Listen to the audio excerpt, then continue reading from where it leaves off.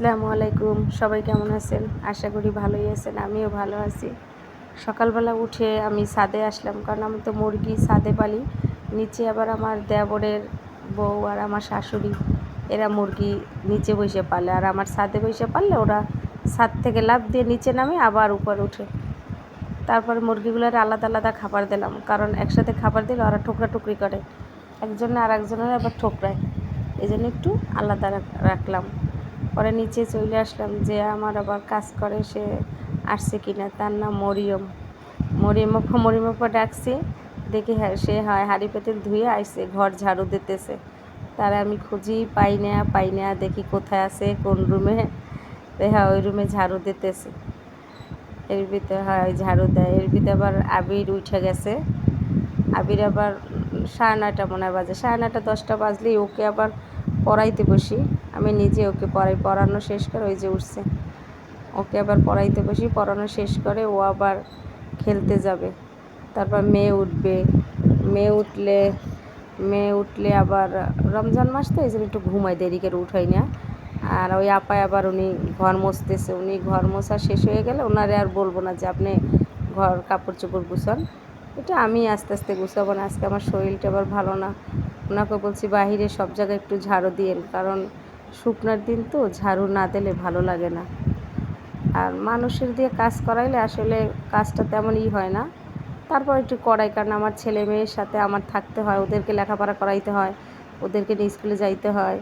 এই জন্য ওদের পিছে আমার বেশি সময় দেওয়া লাগে। কারণ বাচ্চাদের যদি আমি সংসারের পিছে সময়টা বেশি দেই, তাহলে কিন্তু বাচ্চাদের সময় দেওয়া যায় না। আর বাচ্চাদের যদি বাবা মা সময় না দেয়, তাহলে ওদের মানে সময়টা বেশি না দিলে ওদের লেখাপড়াটাও ঠিকমতো হয় না, আর ওরাও এক দিকে চলে যায়।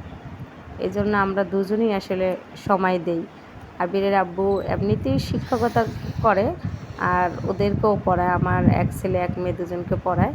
পরে এদিকে এসে আবার ঘরের কাপড় চোপড়গুলো দেখেন কি এলোমেলো হয়ে রয়েছে, এগুলো আবার বসে সব ভাঁজ করলাম। মশারি উঠাইছি, কাপড় চোপড় ভাঁজ করে যারটা যেখানে সবগুলা আলাদা আলাদা আবার রাখতে হয়। দুইটা চাদর ধুয়ে দিছিল, সেগুলো ভাঁজ করে আলাদা রাখছি। তারপর ঘরটা একদম বিছনা ক্লিন করে ছাইরা তারপর আবার বাহিরে যাইতে হবে। একটু চুলাটা একটু না মোছা দিয়ে বসলে রান্নায় হয় না। এর ভিতরে আবার ওদের খুঁজতে বের হয়েছি, বাহিরে গেছি, দেখি আবির কোথায় গেছে। এর ভিতরে দেখি গোসল করতেছে খালে। আমাদের রাস্তার বাড়ির পাশে খাল আছে, পাল্লা দিতেছে এই যে কে ফার্স্ট হবে। দেখে আমি আবার এর মধ্যে মোবাইলটা নিয়ে গেলাম। এর মধ্যে দেখি আমার ছেলে কাছাকাছি আসছে, কিন্তু ওর সাথে ওটা বন্ধু আছে, ও ফার্স্ট হয়ে গেছে একটুর জন্য, ছেলে আবার সেকেন্ড হয়েছে। এর ভিতর চুলার কাছে আসি, রান্নার জন্য আগেই চুলাটা ঝাড়ু দিয়ে নিব। ওই কালি ওইগুলো আবার ওই যে দিয়ে মুছবো। এই যে নেট আছে, নেট দিয়া ওইগুলো না ডললে কালিগুলো থাইকে যায়, কারণ সিমেন্টের চুলা কালি দিয়ে মুছয়া তারপরে আবার করি, একটা ন্যাকড়া দিয়ে ভালো করে আবার লেপা লাগে। একটু পানি দিয়ে মুছলেই হয়, তাইলেই হয়। কারণ ওতে আবার মাটি লাগাইলে সিমেন্টের চুলা মানে হয়ে যাবে, মানে ভইরে যাইব। এই জন্য একটা দিয়ে একটা ন্যাকড়া দিয়ে একটু মোছা দিলে আর কি ভালো দেখা যায়। এই জন্য প্রত্যেক দিনই আমি চেষ্টা করি আসলে প্রতিদিন একটু একটু করে লেপার। মুখটা আবার ভেঙে গেছিলো চুলার, সেইটা ভালো করে আবার একটু মাটি দিয়ে একটু লাগাই দিলাম। তারপরে চুলাটা আবার ঠিক কইরা আবার রান্নার জন্য আবার সব ওর আব্বু আবার বাজারে গেছে, সে বাজার আনার জন্য ফোন দিছে। সামনে আবার গেলাম, সেইটা নিয়ে আসছি।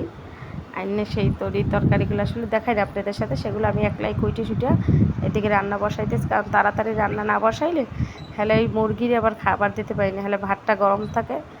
ভাত আর ভুসি এইগুলো মাইখা মুরগির একদম আসরের পরেই খাবার ছাদে যেয়ে দিয়ে আসি মুরগি সব। কারণ আসরের পরে যদি মুরগি না ঢুকাই তাহলে তো আমার তো কষ্ট হয়, কারণ আমি করতে পারি না। হলে কারণ ইফতার করবো সময় মানে খুব দ্রুত চলে যায়।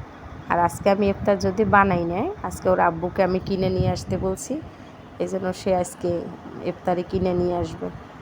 এক পাশে ভাত রান্না করলাম, আর এক পাশে চিংড়ি মাছ দিয়ে আর আলু দিয়ে, আমার বাচ্চা আবার খুব পছন্দ করে এইটা, সেটা রান্না করছি। আর আমাদের বরিশালের ভাষা বলে রেহা, আপনাদের ভাষায় কী বলে আমরা জানি না, রেহা দিয়ে আলু দিয়ে রান্না করছি। আপনাদের কাছে যদি একটু ভালো লাগে তাহলে লাইক কমেন্ট সাবস্ক্রাইব করবেন। আসসালামু আলাইকুম।